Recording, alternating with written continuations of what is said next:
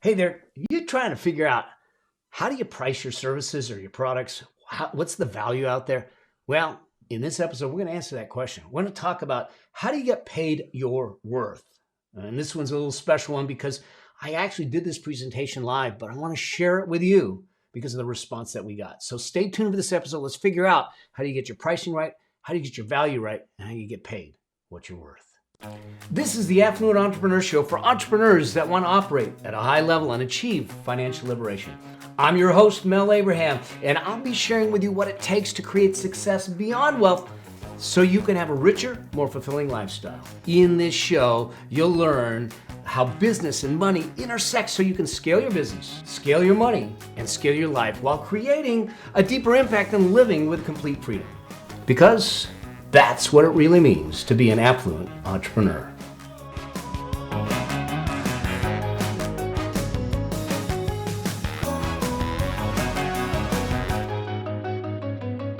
Are you looking to figure out this whole money game? Well, I got news for you. I want to invite you to my 7-day money plan workshop, my money plan challenge. Okay, this is totally free, and this is where we get a chance. I wanted to put something together to help everyone set a solid foundation. Here's the thing. If we're truly going to change our financial destiny, we need to have a rock solid, unshakable financial foundation. And so join me for 7 days, and we're going to walk through everything from figuring out the money mind stuff to understanding some numbers, understanding what your target is, structuring, the plan, figuring out how to deal with your debt. What do you do first? How do you ratchet your income? We're going to take one element of each thing on each day, work it through in an action guide and workbook with tools and tactics to make it happen. And so all you got to do is go to themoneyplanchallenge.com, sign up for free, and go through the training. This is my gift to you for being on this journey with me. And hopefully what we do in that process is we set you on a solid foundation. So as we have more and more conversations, we can change your financial trajectory and destiny together. And I look forward to seeing you there. Cheers. Hey. So good to have you all here. This is a special training or just a special session I decided to do because of some questions that were coming in to the Affluent Entrepreneur group, my private group. Here's the thing. This idea of pricing is a question that comes up a lot. With the consulting and the work that I do with people to help them figure out their finances, figure out their money, but also understanding what it takes to build wealth. Listen, one of the things that we do, one of the 3 pillars we talked about in the live training is the generate pillar. There's 3 pillars to creating affluence and freedom in your life. And the first one is the generate pillar, where we're trying to scale, if you will. And one of the ways to scale our income, believe it or not, that people resist is raising our prices. The interesting thing is that the raising of the prices is more a perception in your mind than an impact on the customer, depending on how you raise it. So here's this idea about pricing. Now, too often we think about pricing and we start asking ourselves this the question of, how should I price? Now I came from a commoditized industry. As a CPA, we got into the game of this whole idea of swapping hours for dollars. So we were selling time. And there's a couple things that we need to realize is that time is finite. I only have so much. And I probably can't scale my hourly rates too much without doing some things. My industry, the legal industry, so many industries are used to this. Well, what's your hourly rate? What's your hourly rate? I don't answer that question unless I absolutely have to, because that starts to reduce the conversation to a commodity-based conversation. And I never want to be in a commodity environment. I hope this makes sense. I hope you're sitting there going, I don't want to be seen as a bean or a coffee bean or a commodity, because commodities are they're price sensitive. And if you're seen as a commodity, you're price sensitive. So well, hopefully I'm going to change that. Hopefully I'm going to give you a little perspective. And I'm not going to say that it's easy, because your customers, your markets are probably trained to ask for, well, what's your hourly rate? People come to me. I still do valuations. I still do consulting. I still do those kinds of projects when it's the right fit, when it's the right project. But I charge them. I'm not the cheapest guy in town. Let's face it. But I don't need to be the cheapest guy in town. I choose not to be. And here's the interesting thing: when you get this, your pricing is positioning and marketing for you. See, if marketing is meant to raise the awareness of the people that we want to serve, it's also meant to filter out the people we choose not to serve.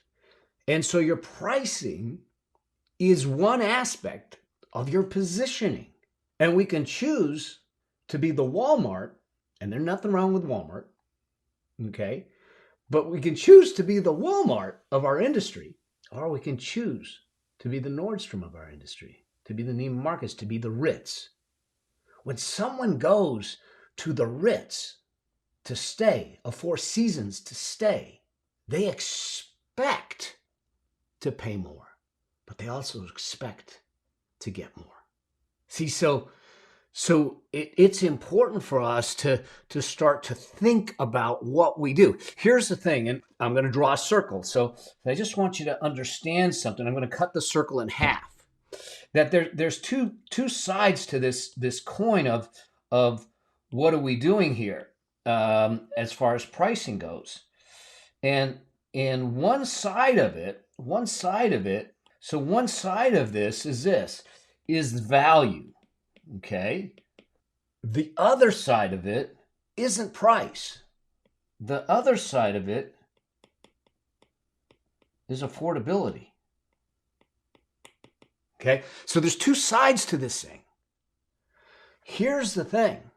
The value side of that circle, that's your responsibility. The affordability side of that circle, that's your client's responsibility, your customer's responsibility. And when we can get the affordability and the value to coincide, to coexist, to be at the same place at the same time, that's where the deal is done. Okay? That's where the deal is done. And so what we need to think about, and I remember this happening with me. I was in a meeting with one of the top Beverly Hills attorneys on a case. And he brought me the client. He brought me the referral. I'm sitting in the meeting and we're talking about things. And then the client puts the magic question on the table.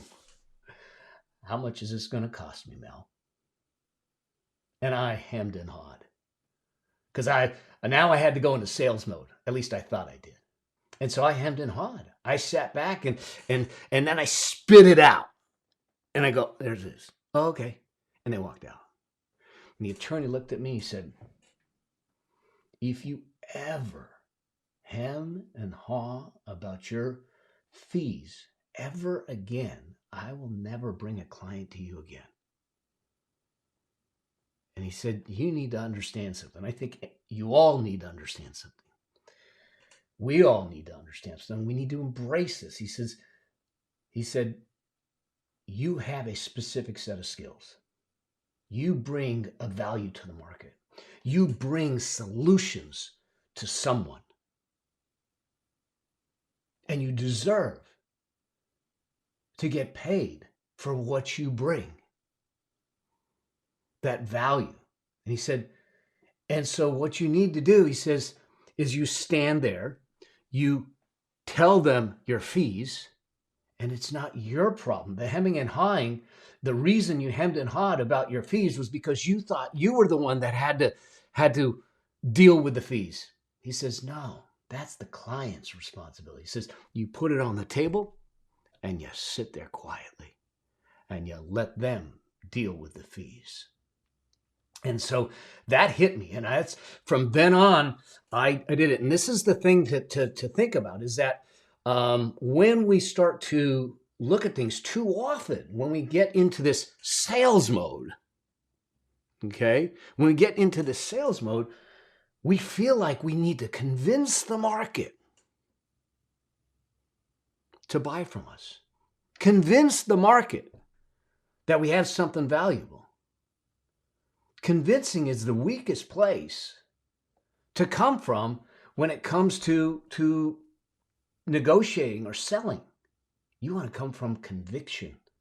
And the only way you come from conviction is believing in what you offer and the value of the solution, the transformation that you have. And so this becomes really important for us that when you are in a sales conversation, when you're in a client conversation, do you feel like you're standing in the conviction, the belief to your core that what you're offering has value, that what you're offering has value? So I want to walk through a couple of different frameworks or models for you to start to think about this, because I believe the hourly model I don't like. And I have no qualms saying it. I have said it over and over again. Swapping hours for dollars is probably one of the worst business models in my book because I'm limited on the number of hours and I'm likely limited on the hourly rate I can charge. Okay. And so to me, it smacks of commodity pricing, and it is something that the market or the world is used to asking what your hourly rate is. But your pricing really is made up of three things that make up your pricing. And the first is the solution you provide. What is the solution you have? What problem are you solving? When someone comes to me and they have a problem, they're going into litigation, they have a tax situation, they want to sell the company, they have a problem with the finances, and I have the solution to that pain. Let's say they have a situation where, let's just talk about tax for a second, that the IRS is coming after them for $1 million. And I can go in and get that $1 million down to $100,000.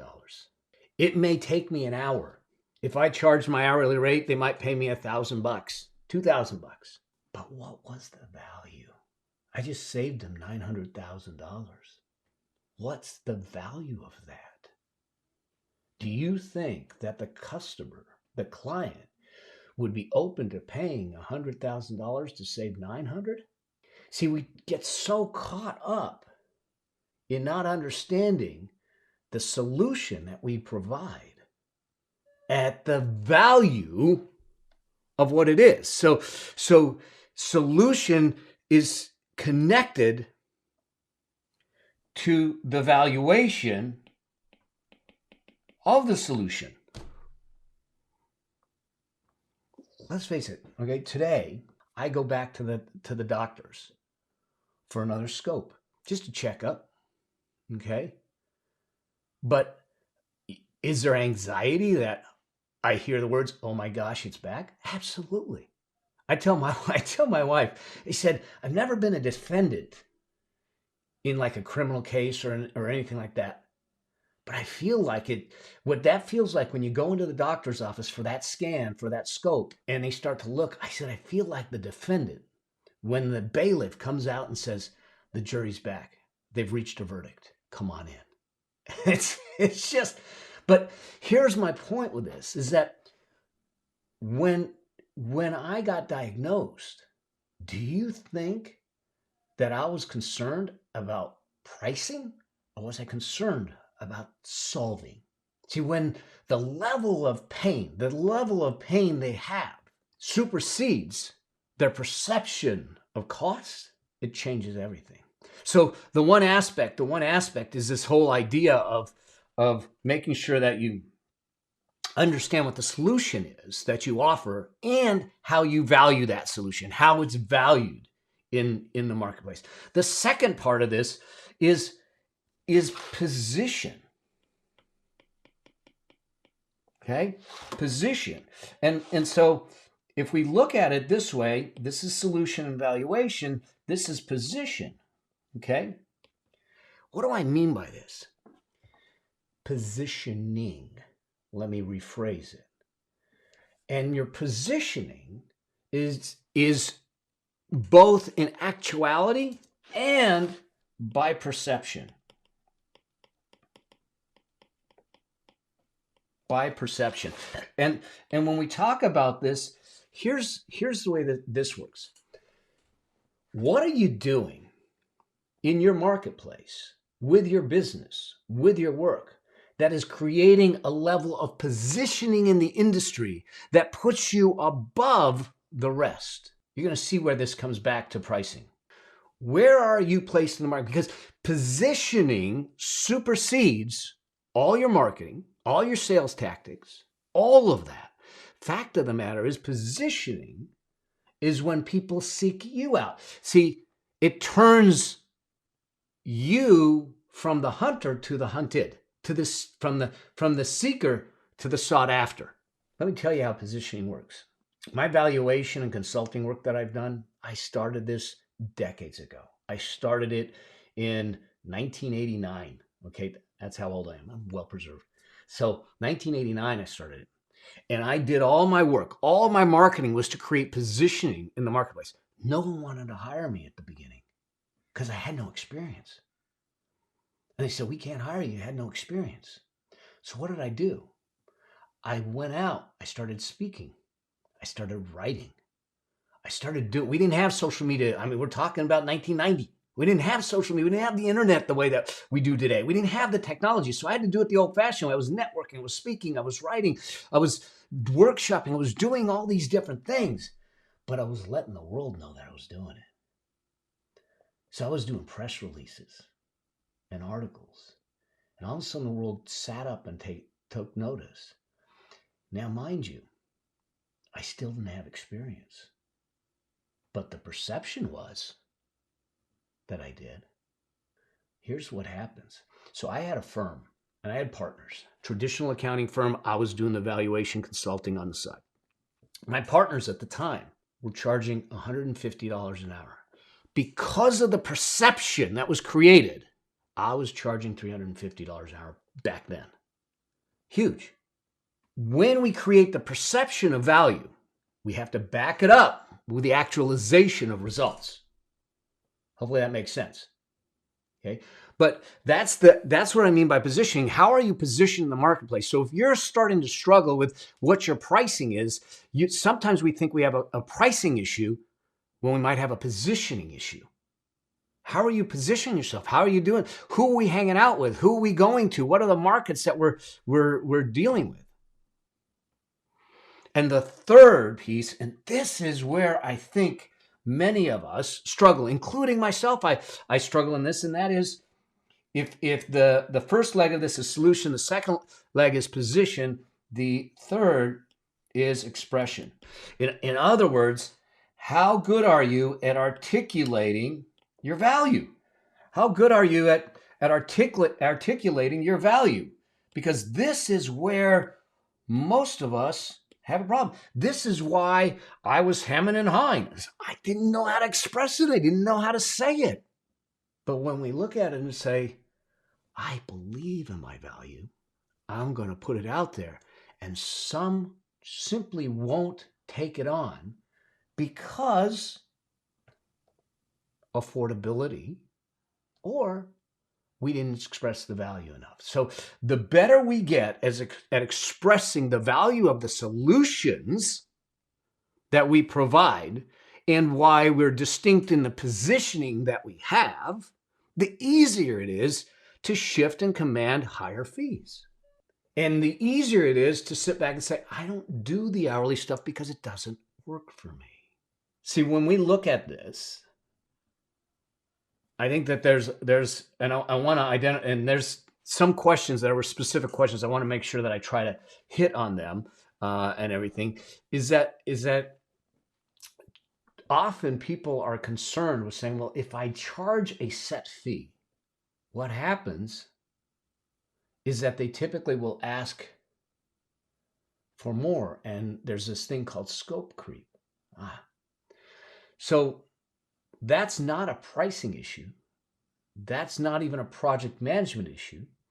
That is a project scoping issue. That is a articulation issue that needs to be dealt with upfront. And so if you think about it this way, what ends up happening is that you end up with this situation. How I look at it is it whoops, in two concentric circles.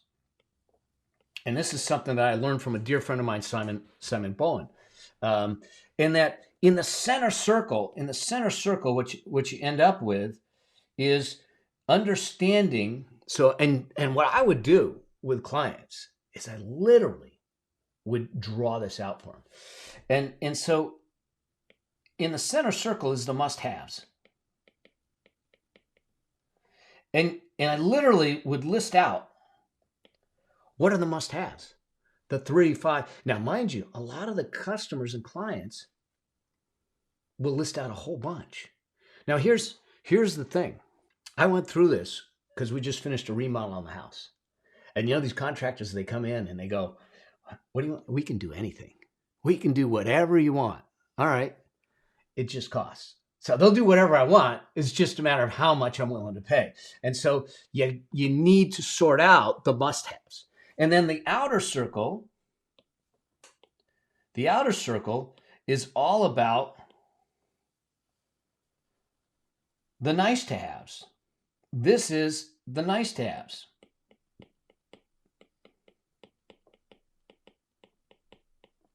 And so I get them to list out what are the nice-to-haves.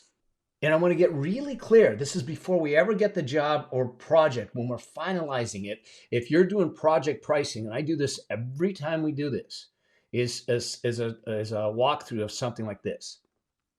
And so what we need to look at is what are the must-haves and what are the nice-to-haves.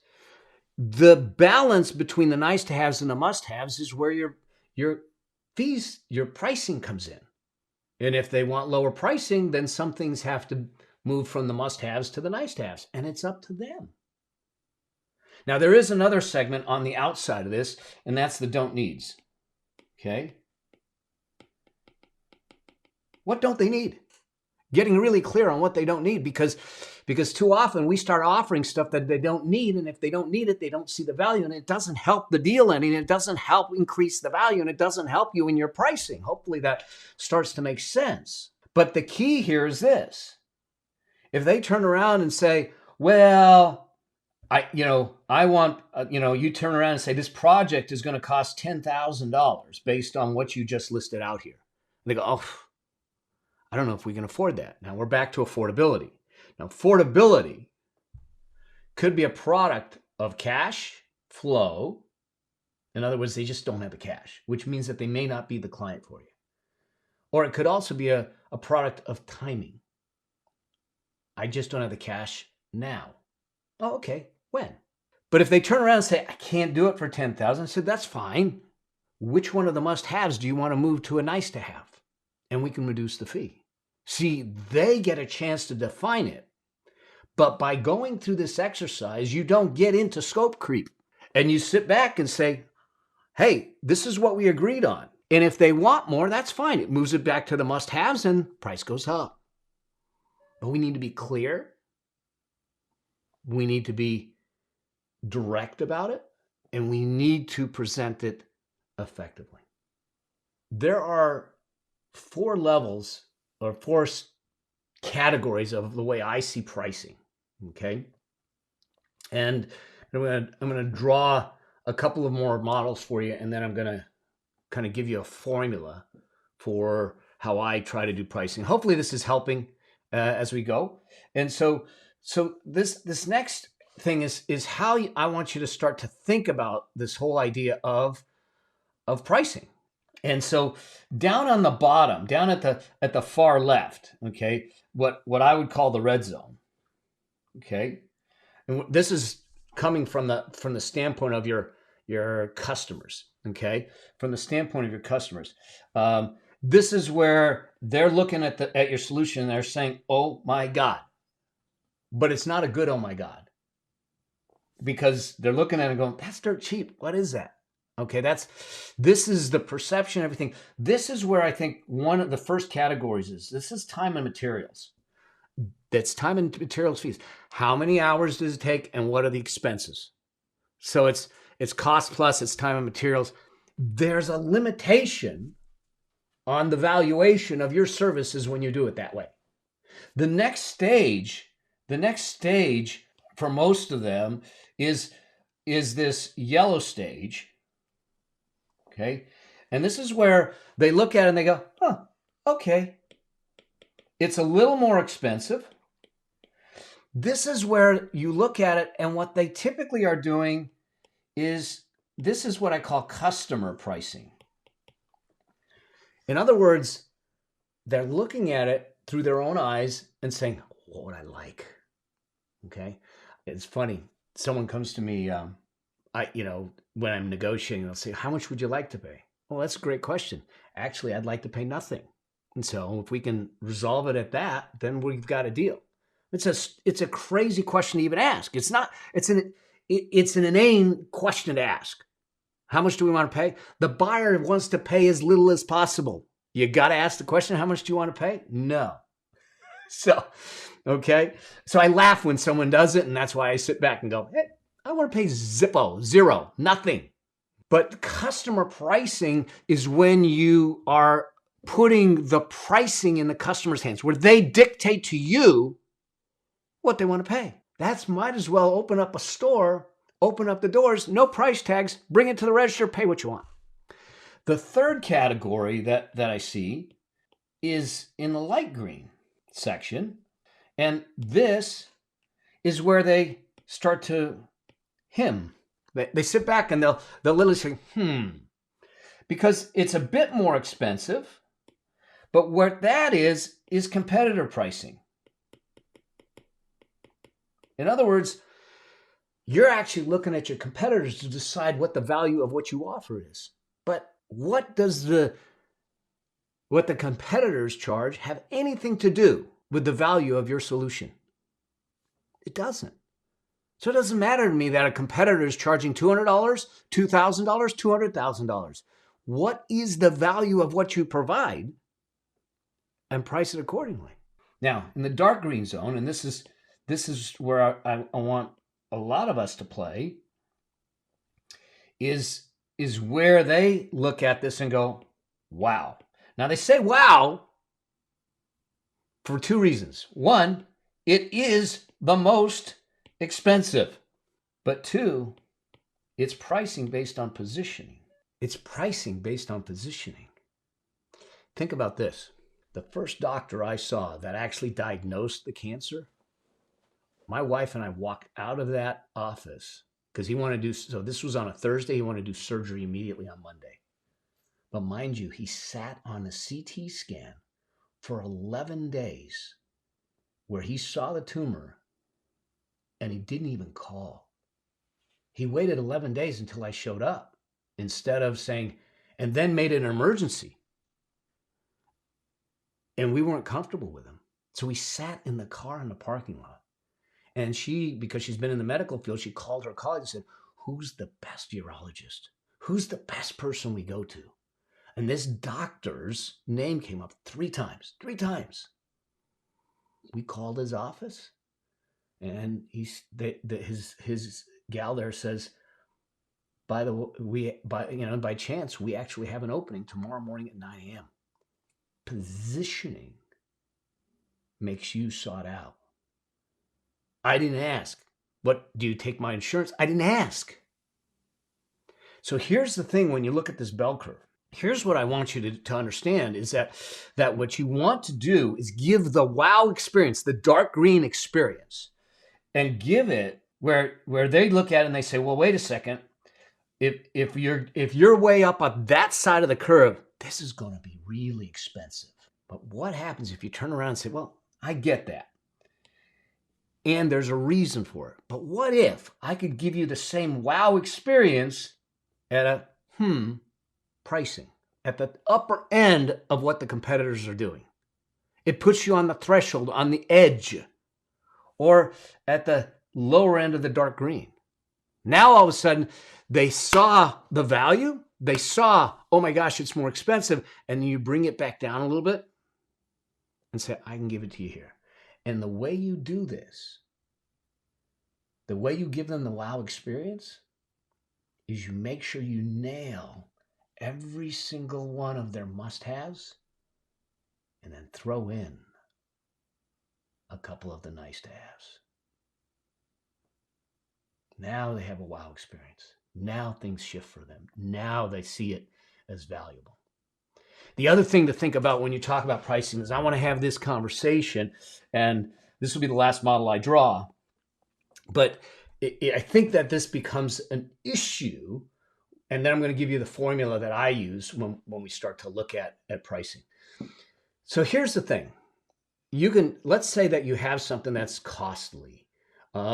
And I look at it and I will have this conversation with people. And the problem is too many people get caught up on this idea of price versus cost. Now, so here's the thing. If I said to you, okay, to work with me is $10,000, okay? $10,000, okay? It's $10,000 to work with me. Okay? And you look at it and you go, and I would literally say this to the customer. I said, so the price is $10,000. How do you feel about that? Now, mind you, they have no context. Your pricing only matters when it's in the context of value. Watch what happens. And they go, well, that, I don't know, because they don't have context. So they sit back, it seems a little high. All right. So let me ask you something. Which is more important to you? Price or cost? And at that point, their brain will fry. You're going to look at it and go, well, what do you mean price or cost? I don't understand the difference. Oh, okay, let me explain the difference to you. Because right now you're looking at price. But if I told you that in order to work with me, it either costs or use the term investment, okay? It is $10,000. But most people that work with me, they end up making an additional $100,000. So now how do you feel about the $10,000? So now they have to equate it to what we call ROI, return on investment. See, our conversations need to be value-based conversations, and in order to be value-based conversations, they need to be based upon the return on investment, the context of value versus price or cost. Now, here's where we look at it. See, because here's the other thing. And so now they look at it and they say, oh, the question now becomes one of the certainty of getting the $100,000.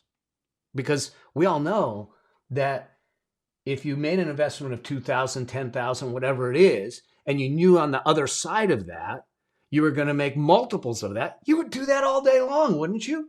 But here's the thing. $10,000 isn't the true cost, is it? Now they look at it and go, what are you talking about? Because there is another cost.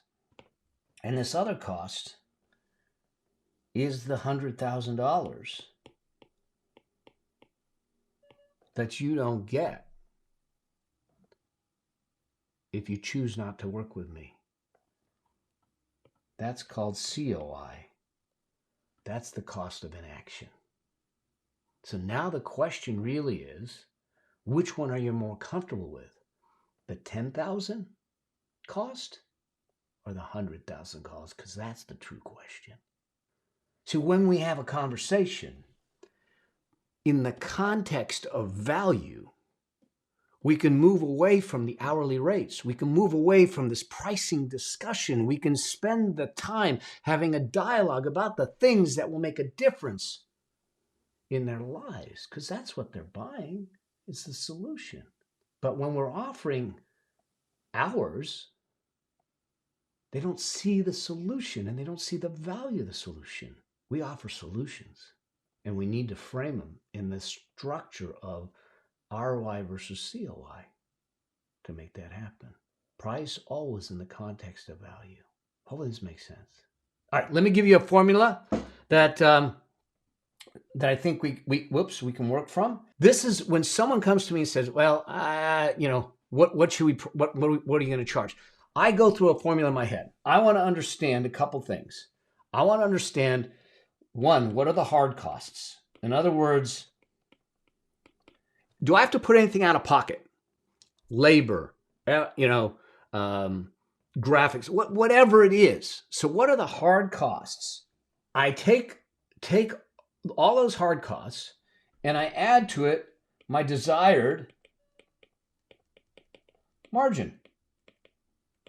Now, we had a rule at the firm when I had the firm that we always multiplied our rates. Let's say I was paying someone $100 an hour to work for me. We would bill them out at 3.6 to 4 times that. So we would bill them out at $360 to $400 an hour. So we knew that we had this margin built in. But there's another aspect that most of us never even think about, and that is this aspect of lifestyle impact. Okay, that gives you where you want to price things at. Let me give you an example. My speaking fee is $25,000 base, and I get hired for it. But if you're asking me to get on a plane, to leave my wife, to leave my little Budo, who is out there sleeping, to leave my family, to brave the airports, there's a lifestyle impact to that. I'm gonna bring the value. I'm gonna perform. I'm gonna be there fully vested in your event and do the things that will make a difference in the event. But in order to get me there, there's this threshold. And that's subjective. That's up to you. And your lifestyle impact variable in this equation could go up and down. You might have a newborn and you sit back, I'm not leaving my newborn. Cool. Just understand that. But too often we want to look at just the hard numbers and we never look at what's the impact on our lifestyle? What's the impact on our relationships? What's the impact on that? That's a cost. That's a true cost. And then once we're clear on the hard costs plus the desired margin plus the lifestyle impact, we can come up with a pricing that makes sense, that we'll feel good about, that will get us in the game. Then the job is now for us to articulate that pricing in the context of value, the transformation. And when we're successful at doing that, we stand in the conviction of it, then the only thing left is for them to figure out the affordability of it. And now pricing doesn't become an issue anymore. Hope this makes sense. So this was kind of the way I look at pricing. And, I know some of the questions that have come in, had to do with, well, what happens, if I feel like my margins aren't high enough? Well, we need to examine how you're pricing your services. Are you competitor pricing, customer pricing, or are you value pricing? Are you positioning pricing? Are you time and materials pricing? Do you have the conviction of the value and the transformation that you're providing? I want to move you away from commodities. Y'all are valuable. Y'all are providing solutions to someone's problem, and people will pay for that. And you deserve to get paid for that. And it's not about the money. It's about the value transaction that is in play between two parties. We always price in the context of value, not in the context of cost. Hopefully this makes sense to you. So if you're looking at things and you're saying, and even in your world, how often do you look at things and say, oh, that costs a lot? What happens if you now look at it and say, but what do I gain from it? If I decided to take on a coach, and this coach is charging $25,000 a year, and you're kind of going, well, that's $2,000 a month. Oh my God, But wait a second. If this coach could help you turn that $25,000 investment into $100,000, isn't it worth it? See, too often we still look at the price tag ourselves. So we need to practice what we preach. We need to look at it and say, what do I get from making this investment in whatever it is? What is my return on investment? Some of it might just simply be joy. My wife and I travel, and we love to travel, and we love to travel a certain way. And the currency is joy. It's not money. But instead of just looking at a price tag, it's time we look at the return we get from that price tag. If we're asking our customers to do that, we should step into that role too. Okay? I hope this helps. I hope this helps you start to move away from commodity pricing, start to value the things that you provide. So we can, in the construct of the Affluence Blueprint and the Generate pillar, we can start to scale your cash flow, because when we scale your cash flow, we have the vehicle to start funding our money machine to give you the financial freedom you deserve and you desire. And then we just got to insulate it to make sure that no one can take it away. Okay? So here's the thing. If you have not, and then focus on how you are articulating the value. If you're just putting a price sheet up there for, I know that I've got some hairstylists, and I'm just putting a price sheet up there and it's just hairstyle, this and that. How can you create an experience that ups the level of value? Let's face it. We go to the Ritz, okay, or we go to the Four Seasons, or we have our favorite hotel in London, the Grosvenor House. We go there because of the experience. The Grosvenor House has a specific smell when you walk in. But let's face it, a hotel is a hotel. And as long as it's clean and it's got a bed and all that stuff, it serves the utility of a hotel, a place to sleep. But the Grosvenor House isn't selling a place to sleep. They're selling an experience. And so when we do that, yeah, it's a wonderful hotel, and they know us there, and they treat us well. And they, so we walked in. They knew that it was our 10-year anniversary when we were just there. And there's chocolate-covered strawberries, champagne, and all that. They created an experience that was worthwhile for us to pay a higher price. The question is that if you feel like you're in a commodity space, what can you do to shift the experience that your customers have, that connect deeper, that go further, that step into the nice to haves?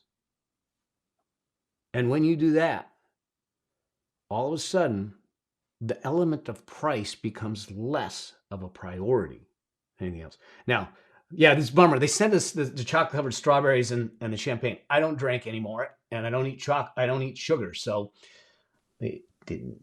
It was nice thought, but we didn't use it. Don't tell them that. Shh. So that's what I have for you. I hope this helps you as you move forward, and keep the questions coming.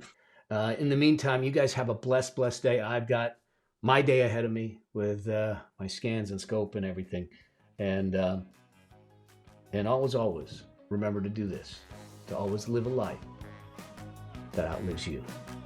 Bless you all. Cheers. Bye.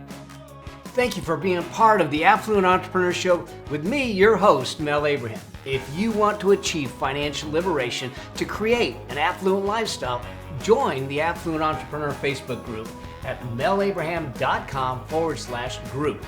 And I'll see you there. Cheers. Bye.